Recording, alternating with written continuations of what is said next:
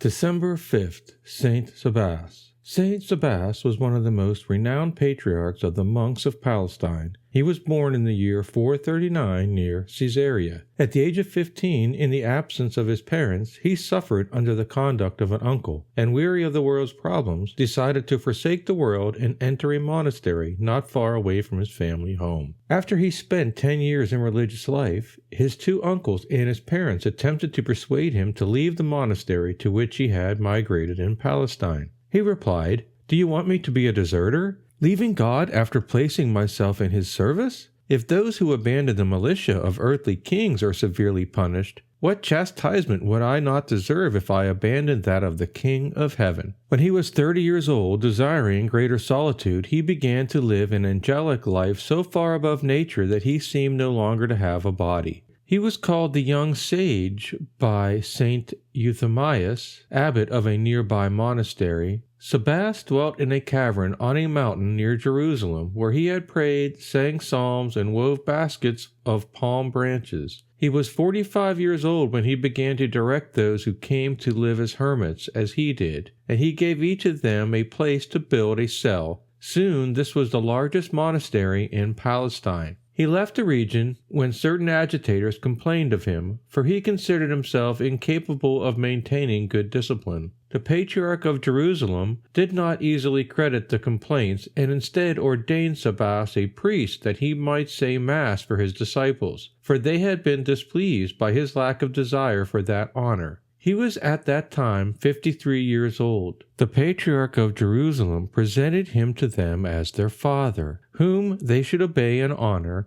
and made him superior of all the Palestine monasteries. But several monks remained obstinate, and Saint Sabbas again went elsewhere, to a cavern near Scythopolis. As the years passed, he was in charge of 7 monasteries, but his influence was not limited to Palestine. The heresies afflicting religion were being sustained by the Emperor of Constantinople, who had exiled the Catholic patriarch of that city, Elias. Saint Sabbas converted the one who had replaced Elias, and wrote to the emperor that he should cease to persecute the Church of Jerusalem, and to impose taxes on the cities of Palestine, which they were unable to pay.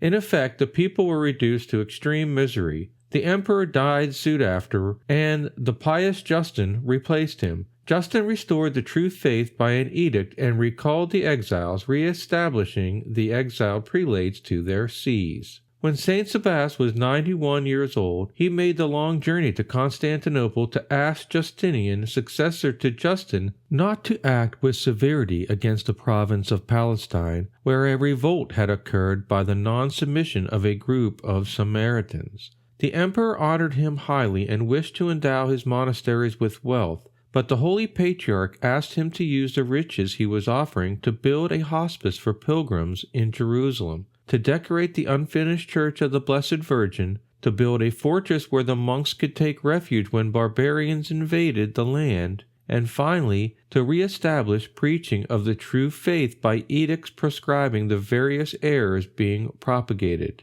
The holy abbot lived to be 92 years old and died in the year 531 in the arms of the monks of his first monastery. Few of us share Saint Sabbas's yearning for a cave in the desert, but most of us sometimes resent the demands others place on our time. Saint Sabbas understands that. When at last he gained the solitude for which he yearned, a community immediately began to gather around him, and he was forced into a leadership role. He stands as a model of patient generosity for anyone whose time and energy are required by others, that is, for all of us.